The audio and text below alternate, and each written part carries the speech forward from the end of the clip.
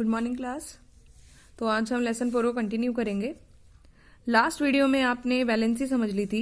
अब इस वीडियो में हम जो नेक्स्ट समझेंगे दैट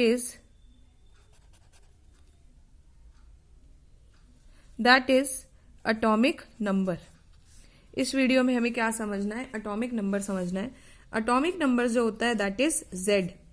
ठीक है, एटॉमिक नंबर को हम जेड से रिप्रेजेंट करते हैं। और एटॉमिक नंबर क्या होता है? Number of protons. कितने नंबर ऑफ प्रोटॉन्स जो है they are present in nucleus of an atom. एक एटम के न्यूक्लियस में कितने प्रोटॉन्स हैं उसको हम उसका एटॉमिक नंबर कहते हैं। और हम एटॉमिक नंबर के लिए सिंबल जेड यूज करते हैं। ठीक है, और क्योंकि जो ये प्रोटॉन्स होते हैं ये न्यूक्लियस के अंदर प्रेजेंट होते हैं, इसी की वजह से जो न्यूक्लियस होता है उसका चार्ज क्या होता है? पॉजिटिव चार्ज होता है। अगर हम किसी एलिमेंट का सिंबल लिखते हैं, मान लो मैं हीलियम एलिमेंट का सिंबल लिख रही हूं, तो हीलियम में क्या होता है? एक तो अभी हम एक और टर्म पढ़ेंगे एटॉमिक मास, एक हो गया एटॉमिक नंबर। तो जो एटॉमिक मास होता है वो कहाँ रिप्रेजेंट किया जाता है? वो ऊपर रिप्रेजेंट किया जाता है, और एटॉमिक नंबर जो है वो नीचे रिप्रेजेंट किया जाता है। तो ये as a subscript, atomic number element के सिंबल के आगे सबस्क्रिप्ट की फॉर्म में रिप्रेजेंट किया जाता है। जैसे हीलियम का एटॉमिक नंबर 2 है तो वो यहां आएगा। इसी से हमें पता लगता है कि हीलियम के पास 2 प्रोटॉन हैं और 2 इलेक्ट्रॉन्स हैं, क्योंकि एक न्यूट्रल एटम के अंदर प्रोटॉन और इलेक्ट्रॉन इक्वल होते हैं। लेकिन जब इलेक्ट्रॉन लूज हो जाता है तो तब भी प्रोटॉन का नंबर सेम रहता है, इसीलिए हम एटॉमिक नंबर को नंबर ऑफ प्रोटॉन से डिनोट करते हैं। जबकि प्रोटॉन और इलेक्ट्रॉन का नंबर सेम होता है तब भी हम नंबर ऑफ प्रोटॉन इसलिए बोलते हैं क्योंकि अगर इलेक्ट्रॉन लूज या गेन भी हो गए तो प्रोटॉन का नंबर चेंज नहीं होता। तो ये हीलियम का एटॉमिक नंबर हो गया, इधर एटॉमिक मास हो गया, बस। ठीक है, तो इस तरीके से हम एलिमेंट के सिंबल को इस तरीके से रिप्रेजेंट कर सकते हैं। ठीक है, नेक्स्ट इज मास नंबर, या जिसको आप एटॉमिक मास भी कह सकते हो। मास नंबर को हम रिप्रेजेंट करते हैं ए लेटर से। ये क्या होता है? मास नंबर जो होता है that is equal to the sum of number of protons plus number of neutrons.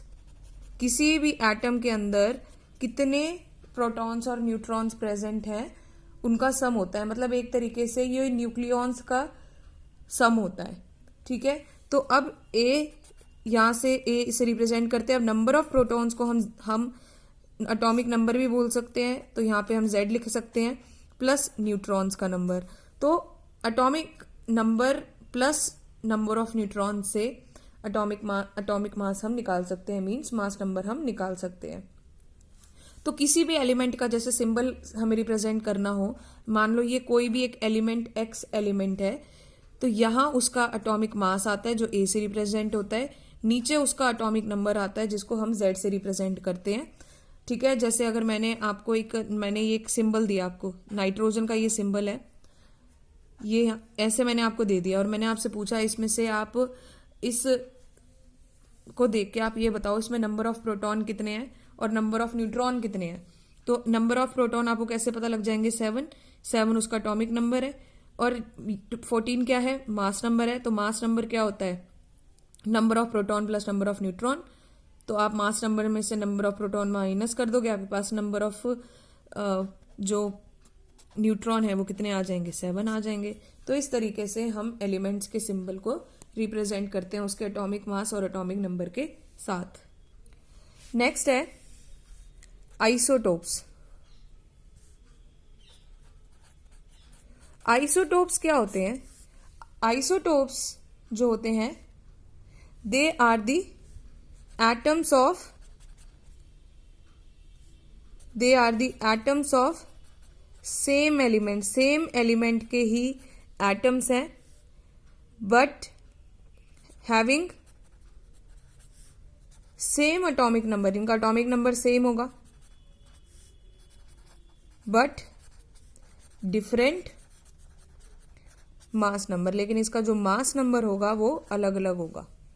ठीक है, तो मतलब एक कोई एलिमेंट है उसके पास उसकी डिफरेंट फॉर्म है क्योंकि उसका जो एटॉमिक नंबर सेम है, मतलब उसके पास नंबर ऑफ प्रोटॉन सेम है, but because number of neutrons अलग हो गए, क्योंकि मास नंबर क्या होता है, number of neutrons plus number of protons, और एटॉमिक नंबर क्या होता है, सिंपली प्रोटॉन्स का नंबर। तो मतलब उसके पास प्रोटॉन्स का नंबर तो सेम है, न्यूट्रॉन्स का नंबर अलग होने की वजह से न्यूट्रॉन और प्रोटॉन का सम अलग अलग हो जाता है, जिसकी वजह से उसका मास नंबर अलग हो जाता है।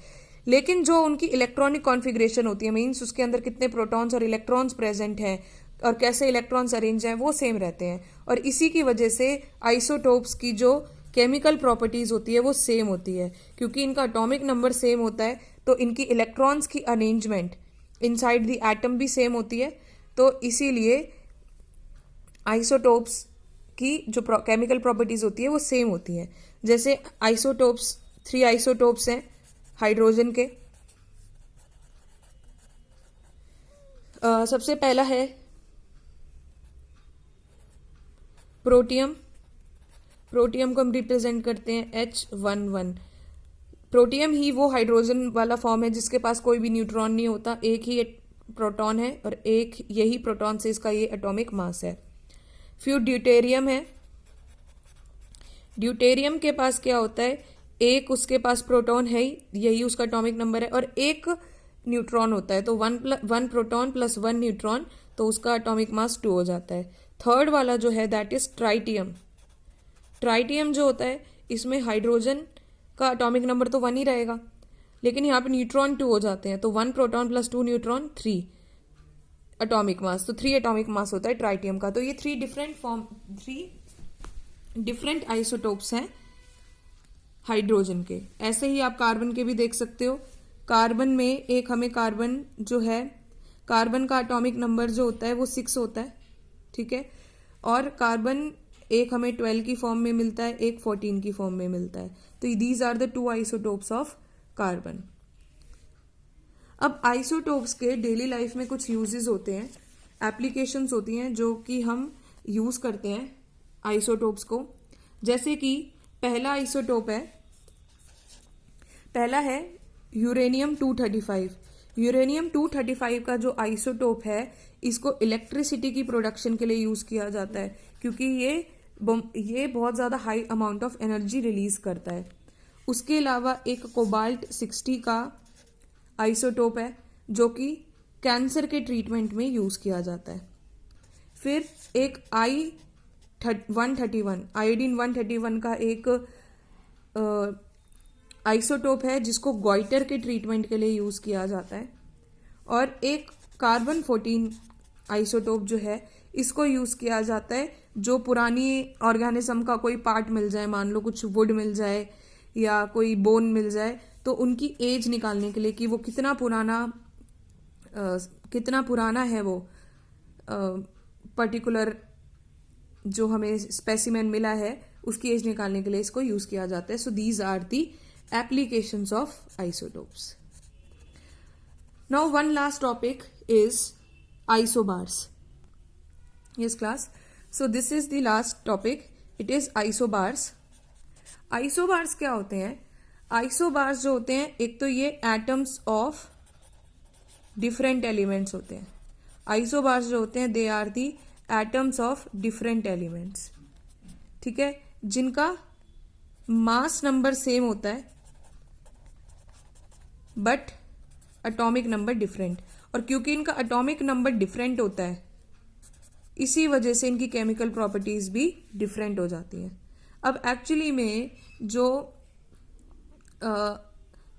आइसोबार्स होते हैं उनका मास नंबर सेम क्यों हो जाता है? क्योंकि उनके न्यूट्रॉन का और प्रोटॉन का जो सम है वो एक जैसा आ जाता है। जैसे कि आर्गन और कैल्शियम है, ठीक है, आर्गन और कैल्शियम का दोनों का एटॉमिक नंबर 40 होता है। आर्गन का एटॉमिक नंबर 18 होता है, कैल्शियम का 20 होता है। अब एक्चुअली में आर्गन के अंदर क्या होता है, आर्गन के अंदर 18 प्रोटॉन्स प्रेजेंट होते हैं और 22 न्यूट्रॉन्स प्रेजेंट होते हैं। तो 18 प्लस 22 40 हो गए। जो न्यूक्लियॉन्स है, न्यूक्लियॉन्स का सम 40 हो गया, इसलिए एटॉमिक मास इसका 40 हो गया। कैल्शियम में क्या होता है, 20 प्रोटॉन होते हैं, 20 न्यूट्रॉन्स होते हैं, तो ये भी 40 हो जाता है टोटल। तो इस वजह से इन दोनों का जो सम है वो सेम आ जाता है। बट इनकी जो केमिकल प्रॉपर्टीज होती है वो इंटायरली डिफरेंट होती है. So these are the isobars.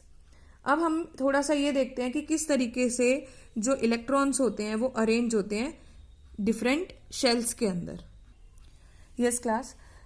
तो अब हमें फर्स्ट 20 एटॉमिक नंबर्स को याद रखना है. ठीक है, फर्स्ट 20 एटॉमिक नंबर्स.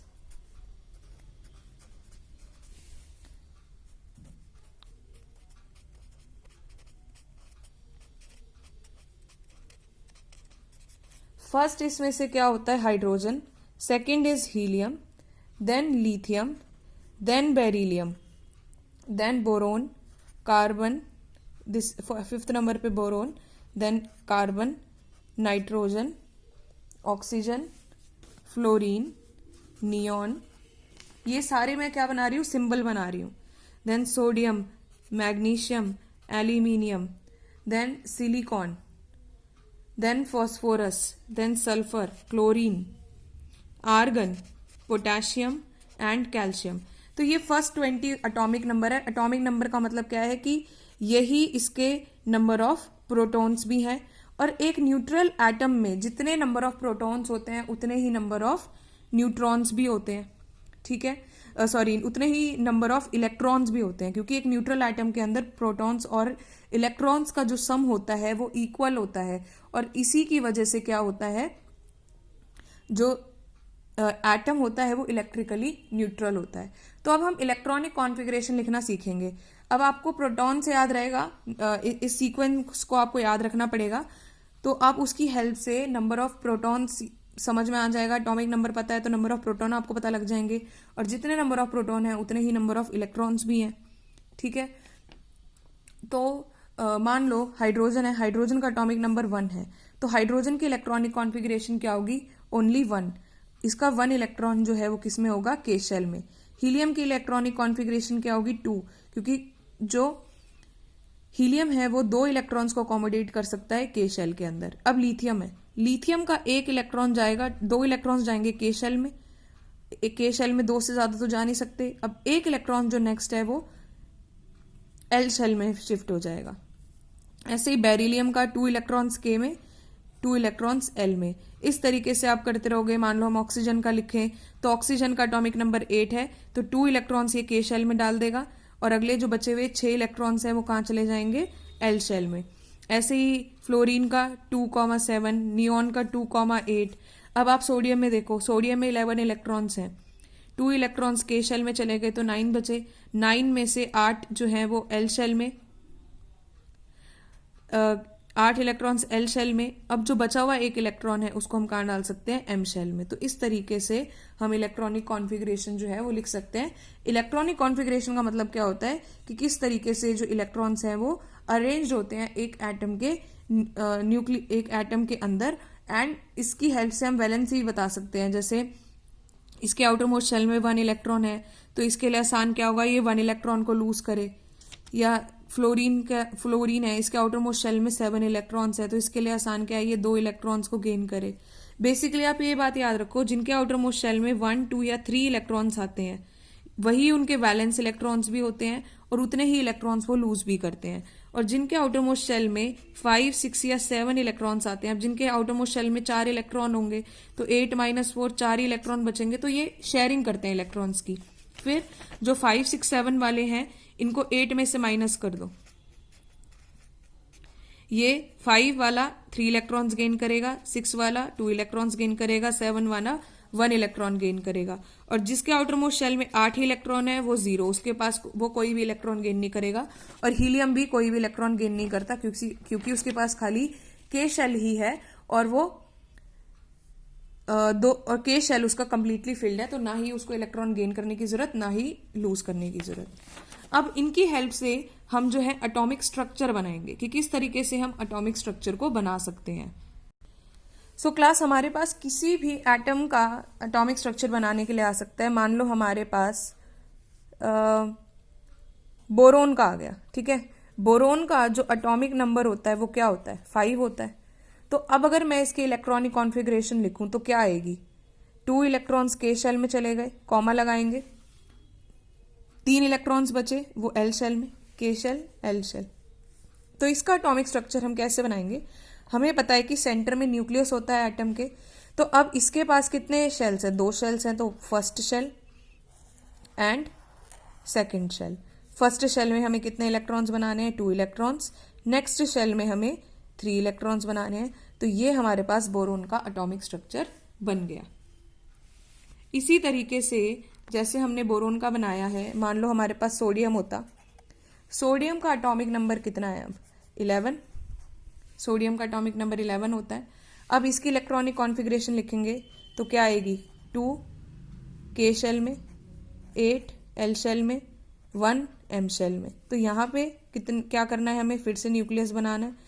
इस बार कितने शेल हैं, 3 शेल, तो आप 3 सर्कल बनाएंगे और हर एक में जितने इलेक्ट्रॉन्स आएंगे वो आपने फिल कर देने हैं, 2, फिर 1 2 3 4 5 6 7 8 एंड 1। तो इस तरीके से हम एटॉमिक स्ट्रक्चर जो है वो डिफरेंट एलिमेंट्स के बना सकते हैं। Okay class, thank you.